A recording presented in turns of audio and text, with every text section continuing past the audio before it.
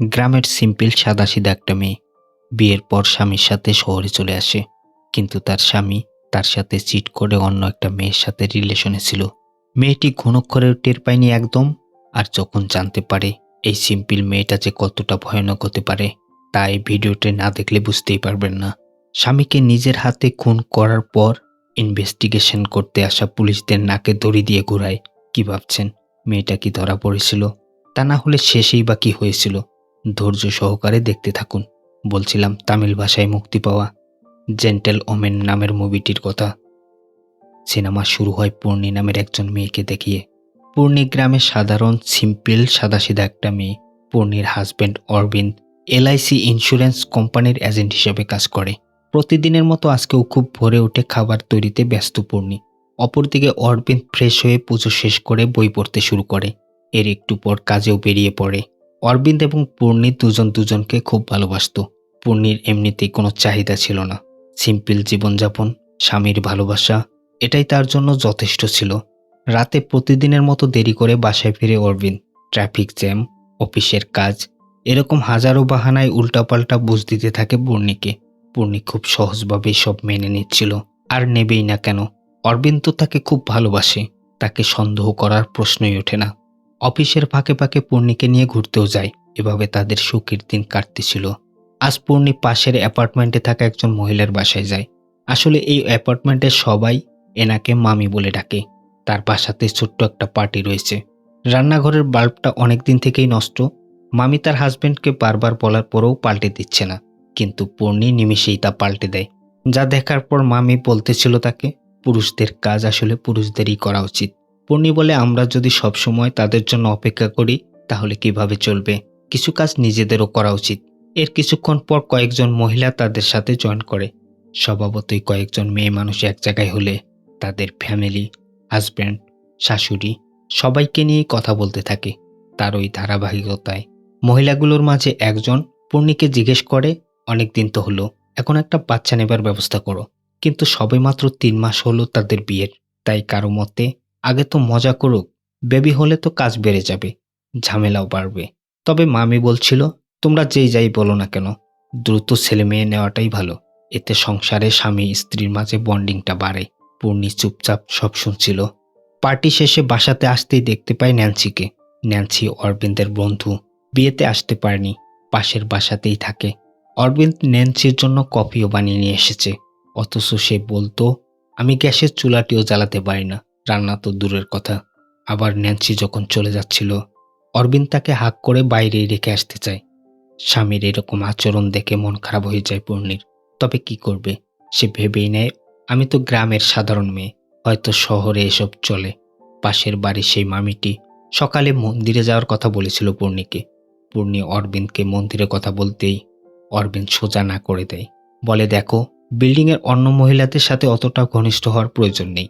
ওরা উপরে উপরে ভালো চাইলেও মন থেকে তোমার কখনো ভালো চাইবে না। পরের দিন সকালটিও হয় আগের মতোই। পূর্ণি সবকিছু রেডি করার জন্য ভোরেই ওঠে। অরবিন্দ ঘুম থেকে উঠে পুজো শুরু করে দেয়। অফিসে যাবার আগে অরবিন্দ মিষ্টি মিষ্টি কথা বলে পূর্ণিকে খুশি করে।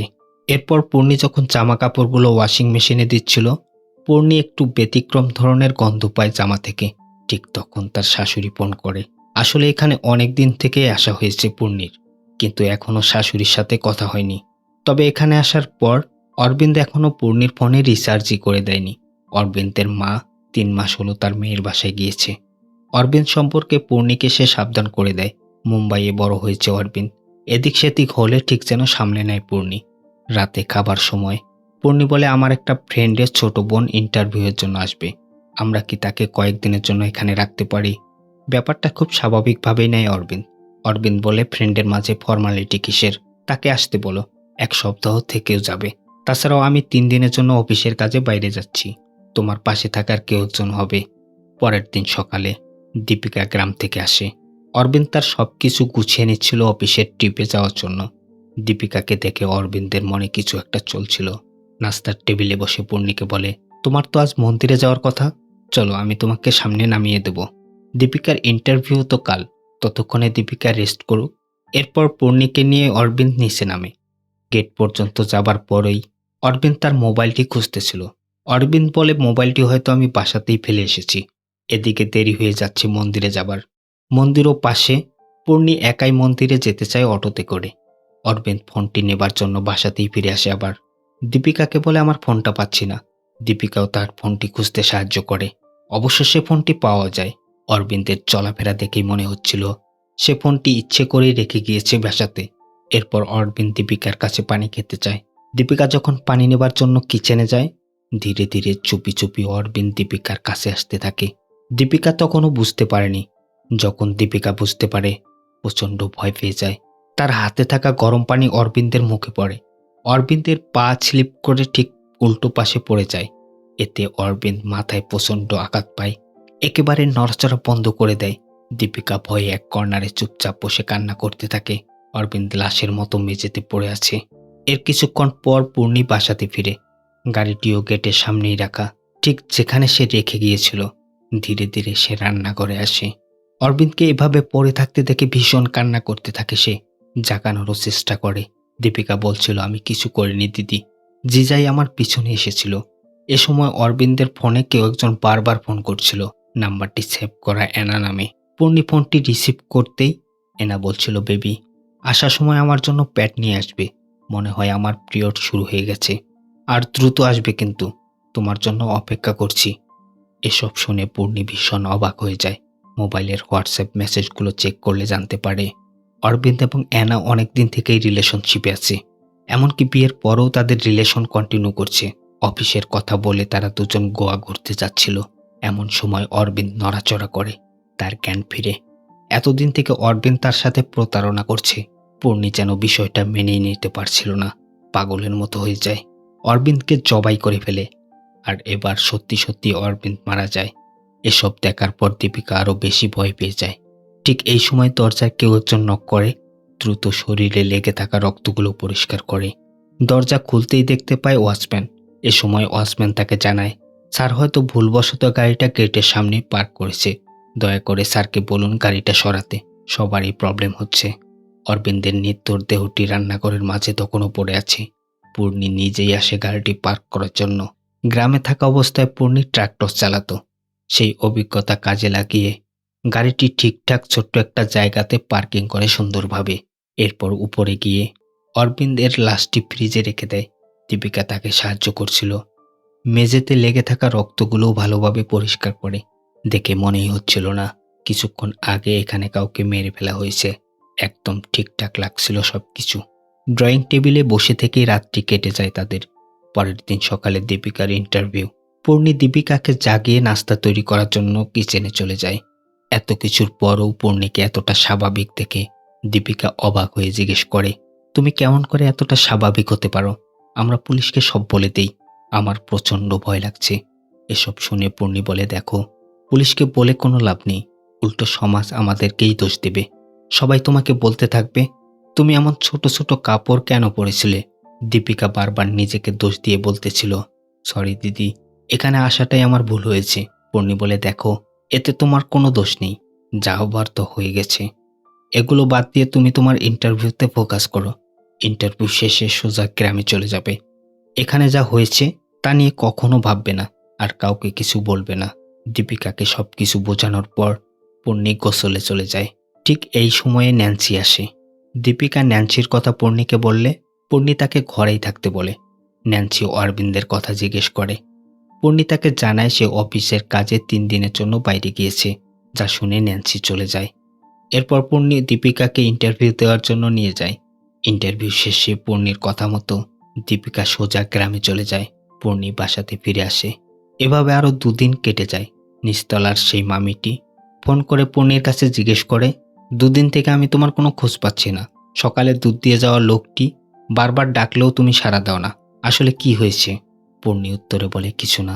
আসলে 3 দিন থেকে অরবিন্দ বাসায় নেই। সকালে দেরিতে ঘুম ভাঙে, তাই হয়তো বুঝতে পারেনি। কথা বলতে বলতে কলিং বেল বেজে ওঠে। দরজা খুলতে সেই গন্ধ, যে গন্ধ অরবিন্দের জামা থেকে পেয়েছিল সে। কণ্ঠ শুনতেই বুঝে যায় এই মেয়েটির সাথেই অরবিন্দ রিলেশনে ছিল। এই মেয়েটি অর্থাৎ অ্যানার কণ্ঠ শুনেছিল অরবিন্দের মোবাইলের হোয়াটসঅ্যাপ থেকে। সবকিছু বুঝতে পারলেও কিছুই বুঝতে দেয় না অ্যানাকে। স্বাভাবিকভাবেই ঘরের ভেতরে বসতে দেয়। এনা নিজের পরিচয় দেয় অরবিন্দের ক্লায়েন্ট হিসেবে, জানতে চায় অরবিন্দের কথা।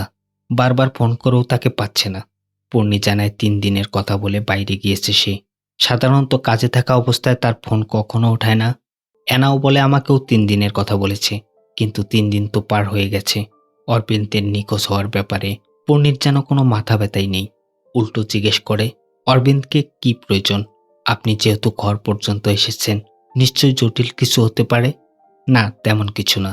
আসলে অরবিন্দের নিয়মিত ক্লায়েন্ট আমি, তাই আমার পার্সোনাল কাজগুলো তাকে দিয়েই করাই। আর কথা না বাড়িয়ে সোজা চলে যায় এনা। যাবার আগে বলে যায়, অরবিন্দ যদি বাসায় ফিরে তাকে যেন এনার কথা বলা হয়। এনা কিভাবে বলবে পূর্ণিকে? অরবিন্দের সাথেই তো তার গোয়া যাওয়ার কথা ছিল, কিন্তু হঠাৎ করে অরবিন্দ তার ফোন ওঠাচ্ছে না। অরবিন্দ সম্পর্কে জানার জন্য অরবিন্দের অফিসে চলে আসে সে।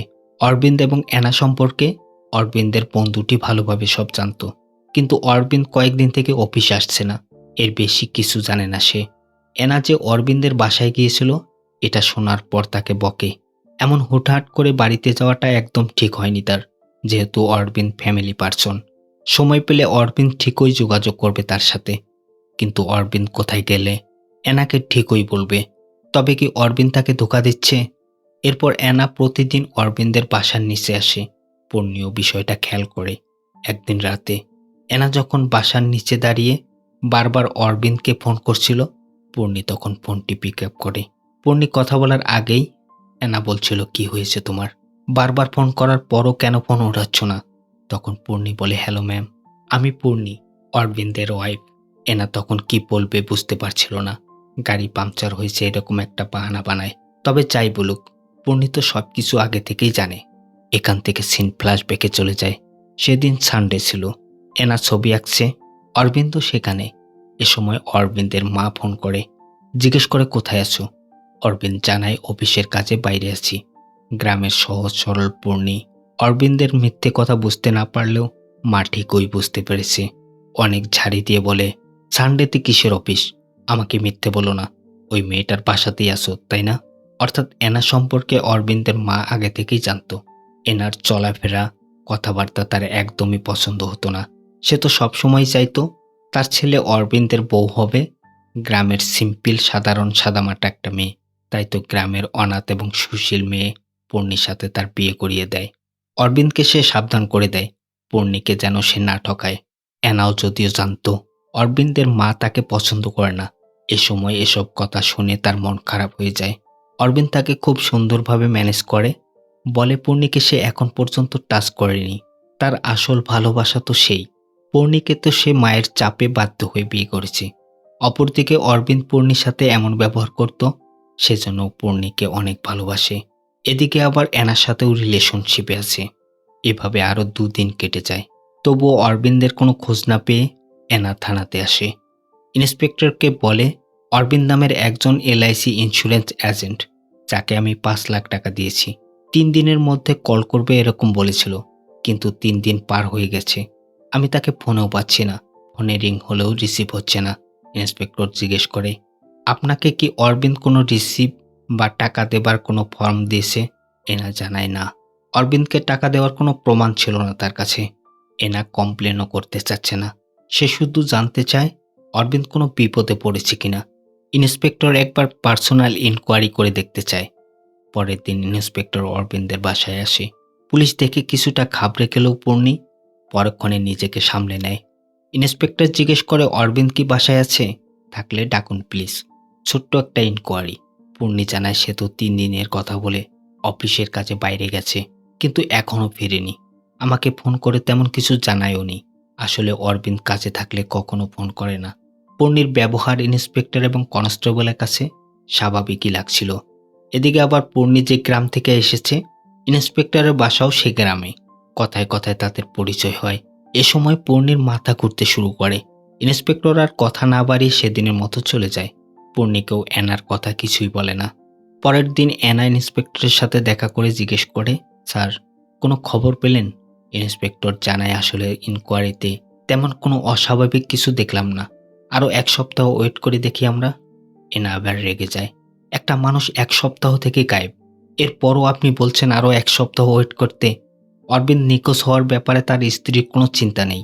আপনি এত চিন্তিত হচ্ছেন কেন? অরবিন্দকে টাকা দিয়েছেন তার কোনো প্রমাণও নেই আপনার কাছে। আবার কমপ্লেনও করতে চাচ্ছেন না? প্রমাণ ছাড়া আমরা কিছুই করতে পারবো না। অ্যানা পড়ে মহাবিপদে।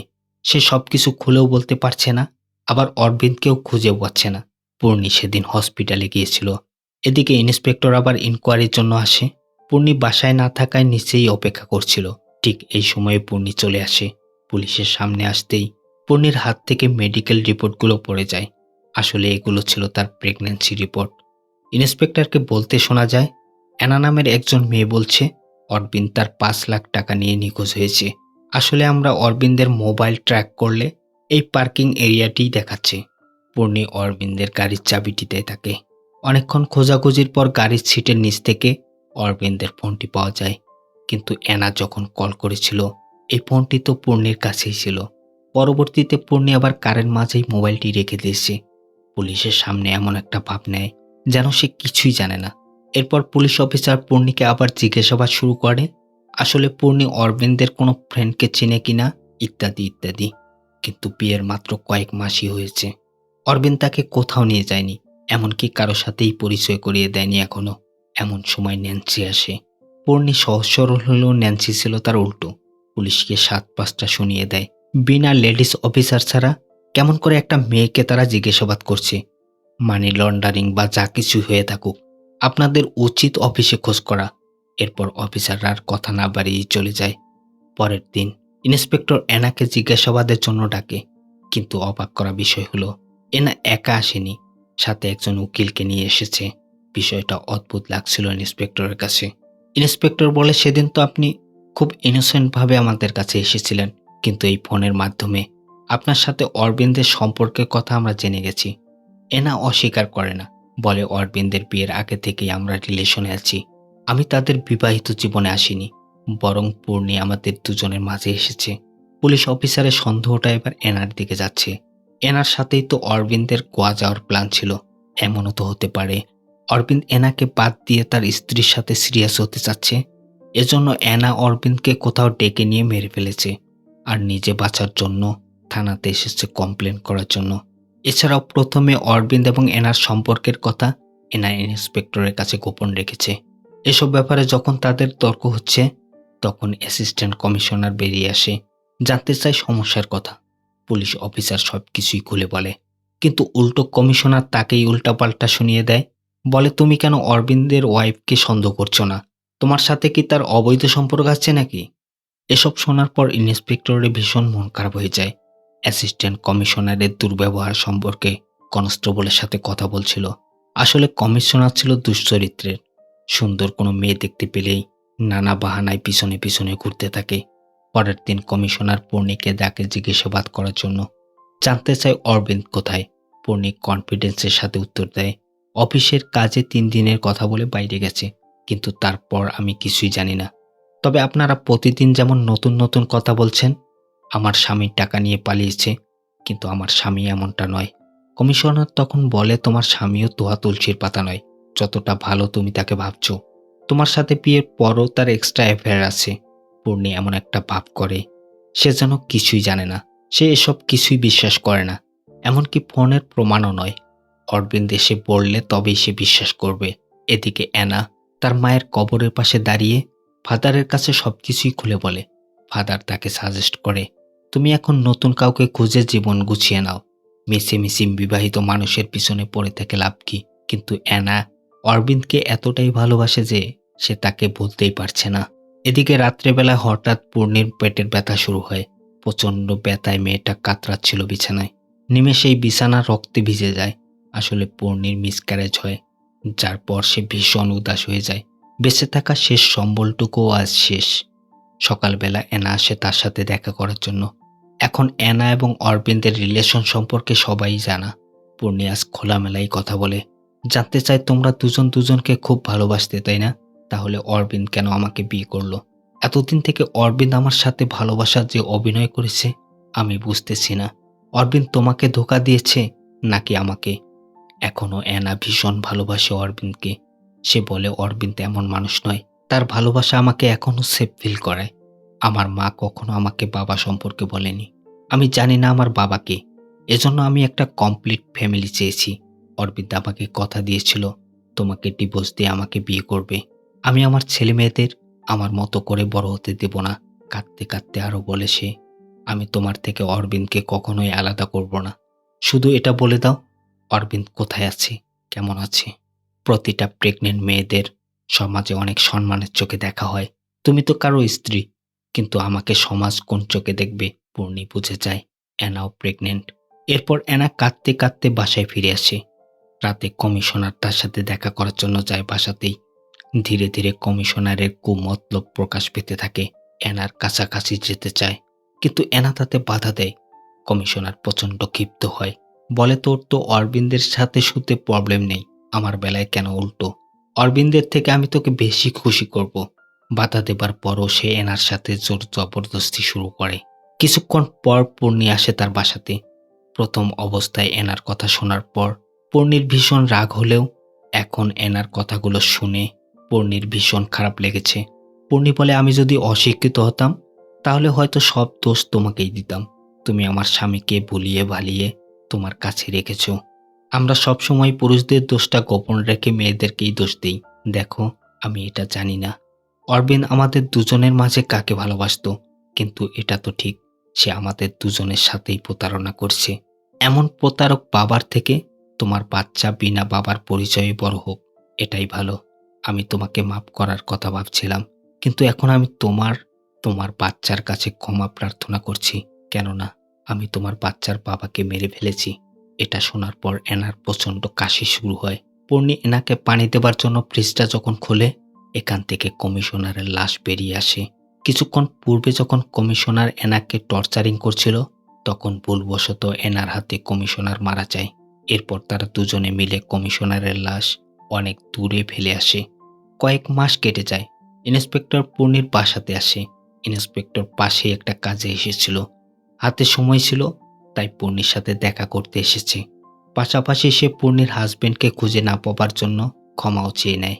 আসলে কমিশনারের মৃত্যুর পর ফাইলটি আটকে গেছে। তাদের কথোপকথনের সময় এনাও সেখানে আসে। এনা এবং পূর্ণি একসাথেই থাকছে এখন, যা থেকে পুলিশ ইন্সপেক্টর ভীষণ অবাক হয়ে যায়। ইন্সপেক্টর দেখেই বুঝে যায় এনা প্রেগনেন্ট। এটাও বুঝতে পারে কোনো একটা সমস্যা নিশ্চয়ই রয়েছে। দ্রুত বাসা থেকে বেরিয়ে আসে। বাইরে বেরোতেই দেখতে পায় একটি কুকুর মানুষের হাড় কামড়ে কামড়ে খাচ্ছে। কুকুরটি তাড়াতে গেলে তাকেই কামড় দিয়ে বসে কুকুর। এরপর অ্যানার তৈরি একটি পেন্টিং দেখানো হয়, যেখানে দেখা যায় একটি নারী ফিগার এক হাতে ধারালো অস্ত্র এবং অন্য হাতে একটি পাত্র নিয়ে দাঁড়িয়ে আছে। তার আশেপাশে অনেকগুলো কুকুর। রাতের বেলা পূর্ণিকে দেখা যায় একটি পাত্র হাতে রাস্তায় বেরিয়ে আসতে। সে পাত্রটি থেকে কিছু একটা বের করে কুকুরদের খাওয়াচ্ছে। মূলত পূর্ণি অরবিন্দের লাশ ফ্রিজে রেখে ছোট ছোট টুকরো করে কুকুরদের খাওয়াচ্ছিল, যাতে সে কোনোদিন ধরা না পড়ে।